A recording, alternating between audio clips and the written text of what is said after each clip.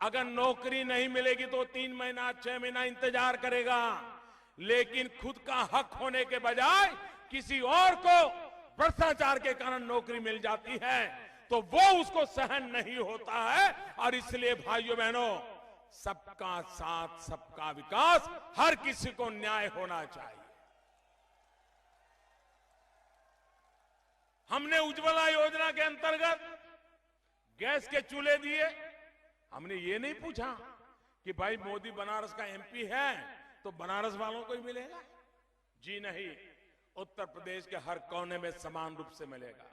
हमने ये नहीं कहा कि फिर अब हिंदू को मिलेगा मुसलमान को नहीं मिलेगा, हर किसी को मिलेगा। जिसका भी नंबर आता है लाइन में सबको मिलेगा। हमने ये नहीं कहा कि ये जाति को मिलेगा वो जाति को मिलेगा, नहीं। गांव की जो सूची है, सूची के अनुसार हर किसी को बारी बारी से मिलता जाएगा और आने वाले दिनों में हर किसी का हक पूरा कर दिया जाएगा। भाइयों बहनों, मेरा पराया नहीं चलता है, सरकार को ये करने का हक नहीं है। और इसलिए भाइयों बहनों, उत्तर प्रदेश में भेदभाव ये सबसे बड़ा संकट है। अन्याय की जड़ों में भेदभाव है। आप मुझे बताइए, भेदभाव है कि नहीं है? भेदभाव है कि नहीं है? मैं तो हैरान हूं साहब।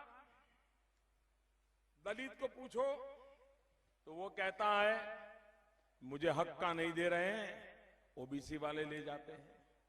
ओबीसी वालों को पूछो तो बोले मेरे हक का नहीं देते, वो सिर्फ यादव को दे देते हैं। यादव को पूछो कि बोलो साहब उनके परिवार से जो जुड़े हैं सिर्फ उन्हीं को मिलता है, बाकी सब मुसलमानों को चला जाता है, यादव को भी नहीं मिलता है। हर कोई शिकायत कर रहा है।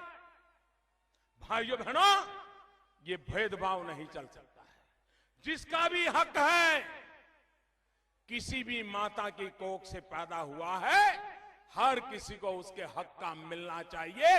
ये सबका साथ सबका विकास होता है और भारतीय जनता पार्टी उस पर चलती है। भाइयों बहनों, गांव में अगर कब्रिस्तान बनता है तो गांव में स्मशान भी बनना चाहिए।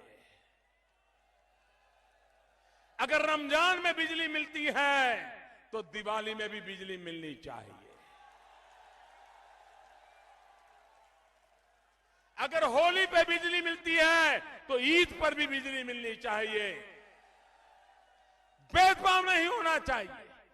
सरकार का काम है भेदभाव मुक्त शासन चलाने का।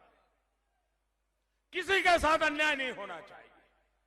धर्म के आधार पर तो बिल्कुल नहीं होना चाहिए, जाति के आधार पर बिल्कुल नहीं होना चाहिए, ऊंच नीच के आधार पर बिल्कुल नहीं होना चाहिए।